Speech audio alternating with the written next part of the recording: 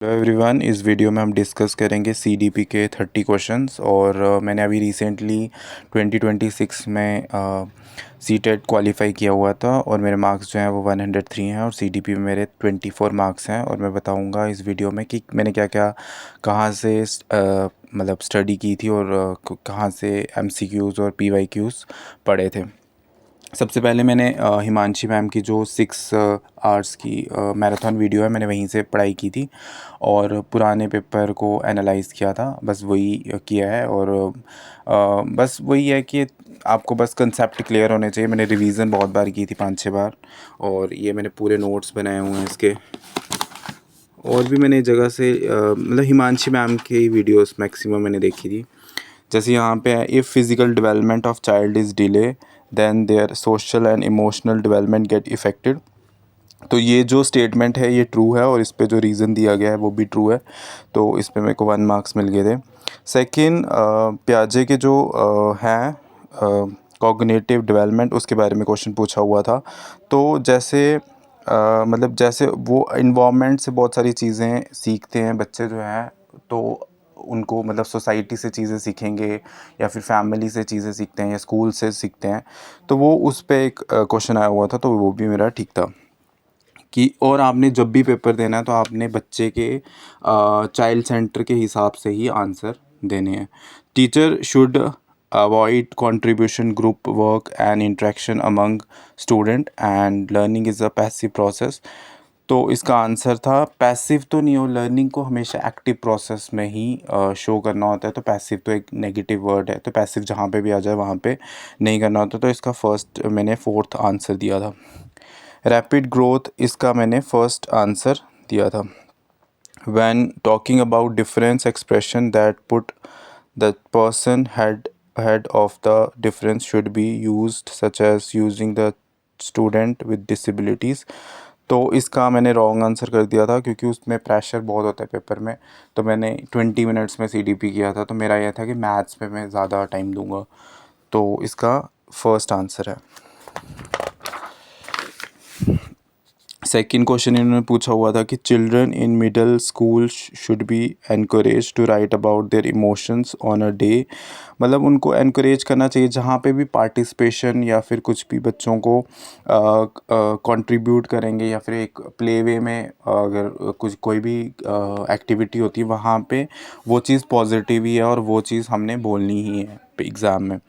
तो फर्स्ट दोनों स्टेटमेंट जो थे वो ठीक थे। कॉग्निटिव उनका माइंड पे, हाँ मतलब उनका उसकी डेवलपमेंट होएगी और वो क्रिएटिव थिंकिंग आ सकती है, तो सही है ये। इसमें से इफ़ेक्टिव स्ट्रेटजी कौन सी नहीं है, तो इसमें ओवरलुकिंग रेलिवेंट इन्फॉर्मेशन, ये वाला इसका आंसर था। और ये प्याजे के जो स्टेजेस हैं, जैसे 0 से 2 ईयर का, ये फिर उसके बाद 3 से 5 ईयर या फिर 5 से 7 ईयर। तो ये जो है ये जो हाइपोथेसिस या फिर जो स्टेटमेंट वगैरह जो बच्चे की डेवलपमेंट होती है, ये आई थिंक 9th से 10th क्लास तक होता है। तो फॉर्मल ऑपरेशन स्टेट इसमें आएगी। Next, student learn effective in a meaningful way when their response and subjective experience are attended and valued. तो ये इसका आंसर था। कोलबर्ग के भी क्वेश्चंस आते हैं, बट यहाँ पे मैंने मॉरल रीजनिंग और जो डिलेमा था उनका, वो मैंने हिमांशी मैम की वीडियोस में देखा था। तो एथिक्स ऑफ इगोसेंट्रिज्म इसका आंसर था। तो ये सारे मैंने नोट्स इसमें बनाए हुए हैं। तो यहाँ पे मैंने पूरा इंग्लिश का ये मैंने पूरा, क्योंकि इससे क्या होता है कि मैंने पहले बनाए हुए थे पिछले साल और मेरा लास्ट टाइम जो है वो क्वालिफाई हुआ नहीं था। तो इस बार मेरा क्वालिफाई हुआ क्योंकि मैंने बहुत बार मल्टीपल टाइम्स रिवीजन की थी। Diversity and inclusive improve teaching and learning.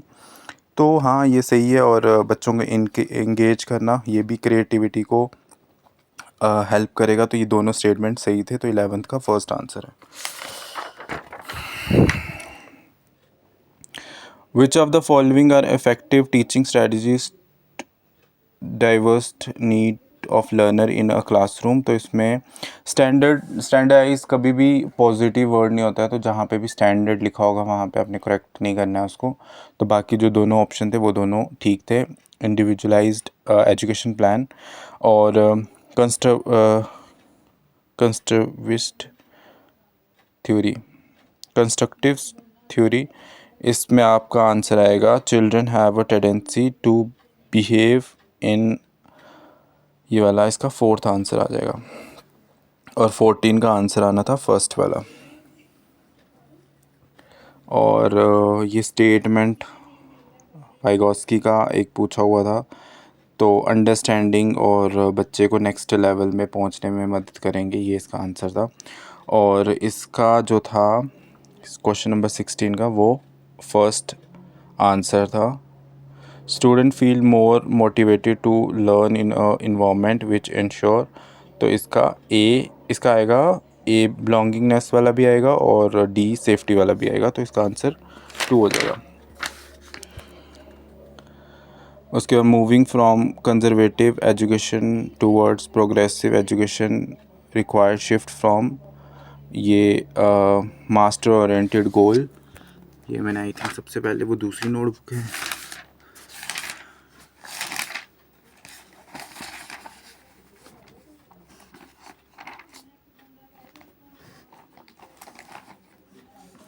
तो इसका था performance oriented goal to master oriented goals, जिसमें उन्होंने 3 इडियट की एक एग्जांपल दी हुई थी। और 19 का है प्रिटेंड टू अंडरस्टैंड। 20 का है understand and appropriate the process of learning. और 21 का जो है मेन कैरेक्टर इन स्टोरीज़, तो ये बिल्कुल कॉमन सेंस वाला था कि इसमें दोनों स्टेटमेंट ठीक थी और स्टेटमेंट भी करिकुलम से रिलेटेड थी। तो जेंडर रोल जो है वो 1 मार्क्स का क्वेश्चन हमेशा आते ही है। और 22 का भी 22 के दो, मतलब ये स्टेटमेंट दोनों करेक्ट थी बट उसकी एक्सप्लेनेशन इसके साथ मैच नहीं हो रही थी। और 23 में 23 का फोर्थ आंसर था लेकिन मैंने गलत कर दिया था। और लर्निंग के बारे में सोशल इंटरेक्शन से हिंडर लर्निंग, ये इसका आंसर था, इसका थर्ड आंसर है। As per constructive approach of learning, learning इस इसका आएगा थर्ड वाला। और इंक्लूसिव में आपका इंक्लूसिव में ये दोनों में से इसका जो करेक्ट आंसर है वो ये वाला है। ठीक है, तो ये इसका करेक्ट आंसर था, ये गलत था, ये मेरे से गलत हो गया था पेपर में। और जिसमें जो बच्चा कैटेगरी इसमें डिस्ग्राफिया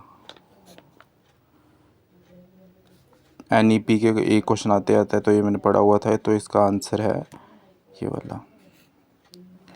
और वाइगॉस्की का आया हुआ था एक, तो स्कैफोल्डिंग होता है जब बच्चे को थोड़ी सी हेल्प की जाती है टीचर के द्वारा, तो वहाँ पे स्कैफोल्डिंग यूज़ होती है। तो इसमें इसको जल्दी से आपने मतलब कोशिश करनी है कि आप इसमें ज़्यादा टाइम बचा सकें और बाकी सब्जेक्ट में टाइम ज़्यादा लगा देना। ठीक है।